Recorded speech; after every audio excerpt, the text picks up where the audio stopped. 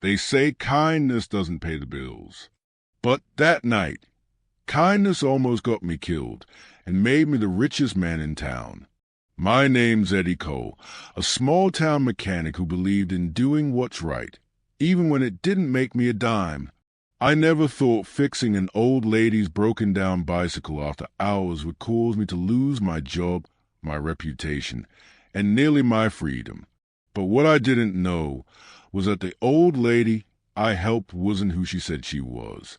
And the next morning, when 7 black SUVs pulled into my boss's driveway at dawn, every single person who had laughed at me, mocked me, and tossed me aside was about to learn the true meaning of karma.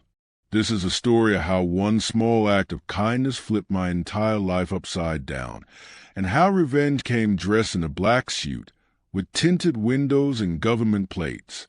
It was just another muggy afternoon at Rusty's Auto and Cycle Repair, the kind of place where your boots stick to the oil-stained floor and your lungs choke on dust from '98. The boss, Rusty himself, was the kind of man who smiled when the cash register rang but frowned whenever you helped someone who couldn't pay. I was in the back of the garage, elbow deep in a carburetor, when I heard her voice for the first time, soft, shaky, with a kind of tone that makes you pause. "Son, could you help me, please?" I looked up. Standing by the door was a frail old woman, maybe in her 70s, clutching the handlebar of a dented bicycle that looked older than I was. One of the pedals dangled loose. The chain was off. The tires were flat. Rusty didn't even look up from his coffee. This ain't a charity shop," he grumbled. "We fix engines, not toys." But something in her eyes, tired but kind, hit me. Maybe it was the way her voice cracked when she said she needed it to get to the pharmacy. Maybe it reminded me of my late mother. So I wiped my hands on my rag and said, "Don't worry. I got it." I could feel Rusty's glare burning through the back of my neck. "Eddie," he hissed, "don't waste your time. That thing ain't worth fixing." But I ignored him. Sometimes doing what's right means doing it alone. It took me 30 minutes to get the chain relined, the tires pumped, and the brakes working again. When I finished, she reached into her purse with trembling hands and pulled out a few crumpled bills. I shook my head. "Keep it. It's on me." Her lips quivered into a smile. "You have no idea how much this means to me." I didn't. Not yet. That night, I locked up the shop, went home to my small apartment, and slept with a calm that only comes from knowing you did a good thing. If only I knew what was waiting for me the next morning. When I walked into the shop the next day, Rusty was pacing like a lion who'd miss his breakfast. "Cole, in my office. Now." I barely had time to wipe the grease off my hands. Inside, his face was red, not from the heat, but from anger. "I told you not to waste company time fixing junk for strangers," he snapped. "You think I pay you to play hero." I blinked. "Sir, it was just an old lady who needed." "Save it." He cut me off. "She called here this morning." I frowned. "She did?" He smirked. "Yeah. She thanked me for your kindness. Said she'd be sending me something in return. You made me look like some charity worker. I don't need that kind of publicity. You're done here." My heart dropped. "You're firing me for helping someone." He leaned back in his chair and crossed his arms. "Exactly that. Clean out your locker." I stared at him, speechless. Then I smiled, bitterly. "One day, Rusty, you're gonna regret this." He laughed. "Sure, hero. I'll send you a postcard when I'm on my yacht." I left the garage that day with nothing but my toolbox and a heavy heart. But fate? Fate had already started working behind the scenes. It was around 6:30 a.m. when my phone buzzed. It was my friend Tommy, who still worked at the shop. Bro, you seeing this? Seeing what? Rusty's house. Dude, there are black SUVs all over his driveway. Like government-looking cars. Big men in suits. I thought he was joking, until my phone lit up again with a photo.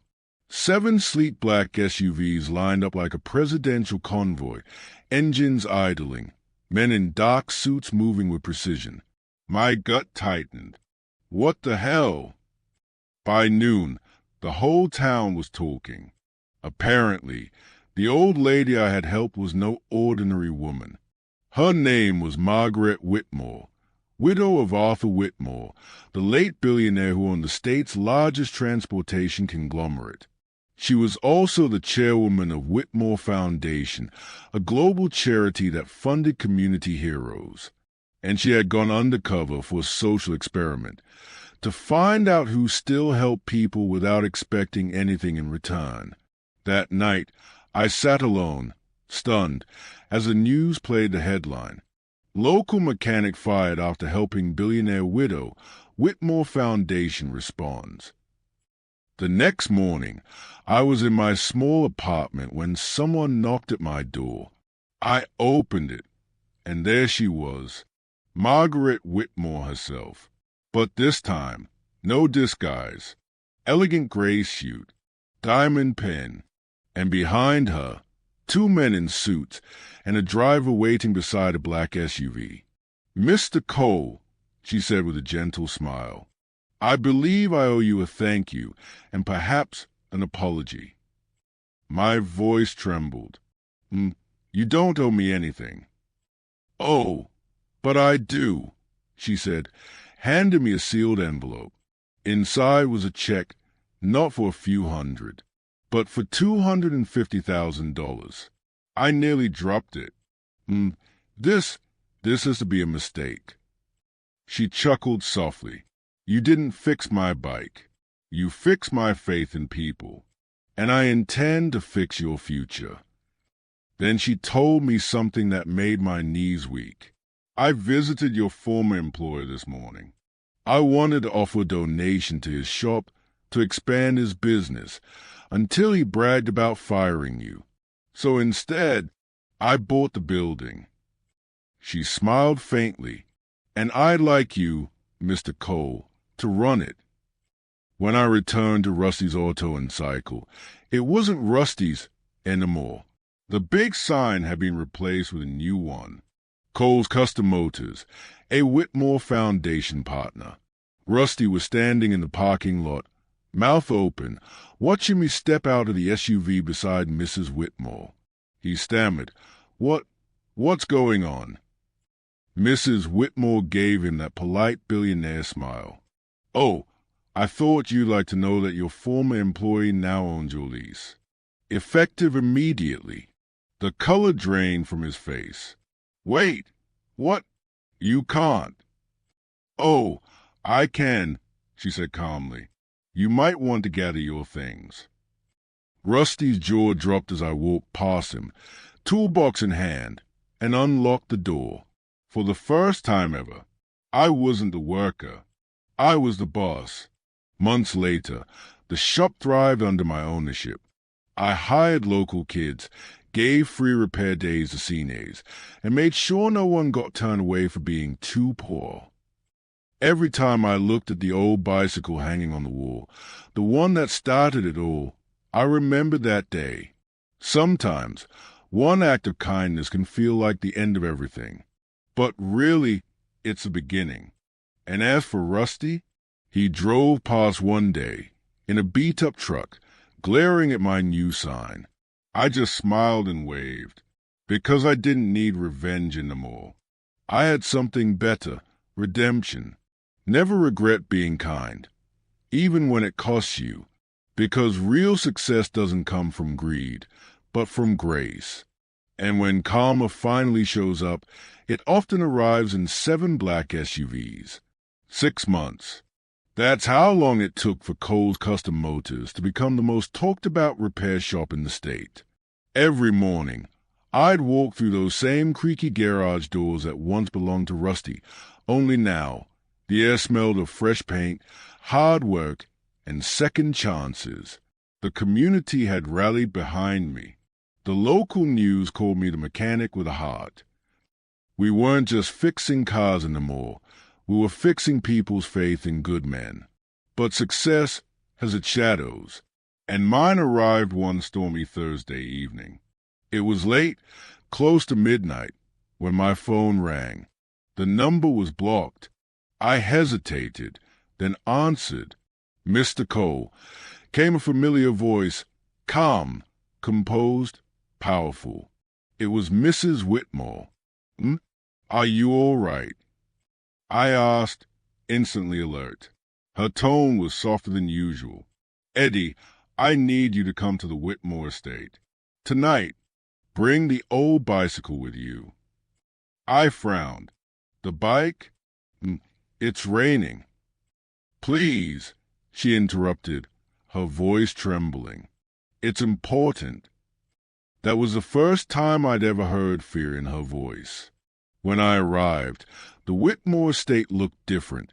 Not its usual grandeur, but dim, almost haunted by time. The butler led me to her private study. Mrs. Whitmore sat by the fireplace, her face pale, hands clutching a small wooden box. "Eddie," she whispered, "I'm not well. My time's shorter than I thought." My stomach tightened. "Don't say that. You're strong." She smiled weakly. "Strong, yes, but mortal." Her eyes moved to the bicycle I brought in. "Do you know why I asked you to fix that old bike, Eddie?" I shook my head. She leaned forward. "That bicycle belonged to my husband. Arthur built it himself back when we had nothing. It was our first investment together, the thing that started our empire. I used it as a test to see if anyone in this town still valued honesty over gain." I swallowed hard. "And you found me." Her lips trembled into a proud smile. "I found hope." Then she slid the small wooden box toward me. "Inside, you'll find my husband's prototype, a miniature model of his original motorized design. It's worth more than gold, Eddie, but it's not the money I'm giving you. It's a vision." I opened the box and froze.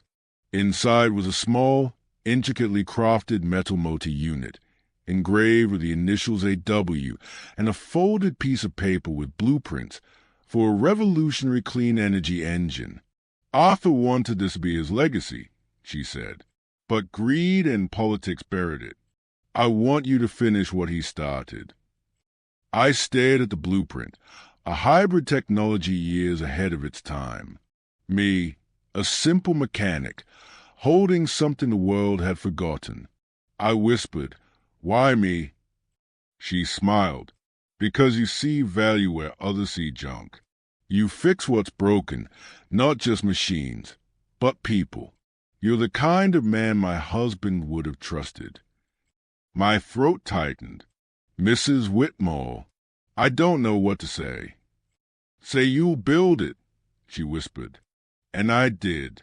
Right there, as thunder rolled outside, I promised to finish Arthur's dream. She placed her hand on mine. Then, "My dear boy, my job is done." Those were her last words to me. 3 months later, after her passing, I received another letter, sealed with the Whitmore Foundation's emblem.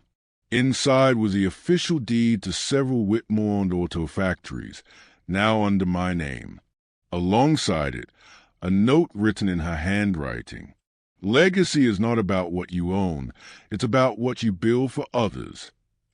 With her foundation's backing, I launched Cole Motors, the first affordable, eco-friendly vehicle company in the state, based on Arthur Whitmore's original design. Reporters called it a miracle startup. But I knew better. It wasn't a miracle. It was destiny disguised as kindness. A few months later, I saw Rusty again. He'd opened a small roadside garage after losing his lease, but word spread fast about how he'd treated people. Business was bad. He showed up at my office one morning, hat in hand, eyes hollow. "Eddie," he mumbled, "I need a job. Please." I studied him for a long moment. Part of me wanted to slam the door. Another part, the part Mrs. Whitmore believed in, told me to be better. I handed him a uniform. "Start on Monday," I said. He looked up, stunned. "You'd hire me? After everything I did?" I shrugged. "Someone once gave me a second chance. Now I'm giving you yours. Don't waste it." And for the first time, he smiled genuinely. It's been 2 years since that day in the garage when I fixed an old lady's bike. Now, every time I walk through the showroom of Cole Motors HQ, I look at that same bike, polished, mounted on a glass pedestal at the entrance, with a golden plaque that reads, "The act of kindness that changed everything." People often ask if I regret helping her that day, the one that cost me my job. I always smile and say the same thing. If I hadn't been fired, I'd still be fixing cars. But because I was fired, I learned to build them. And as I drive home each night, past the same shop where my story began, I can't help but glance at the reflection of the 7 black SUVs that once symbolized my downfall. Now, they're my security escorts, part of my company fleet. Funny, isn't it? How fate works with a wrench in hand and a heart full of fire. Kindness may get you fired, but in the right hands, it can build an empire.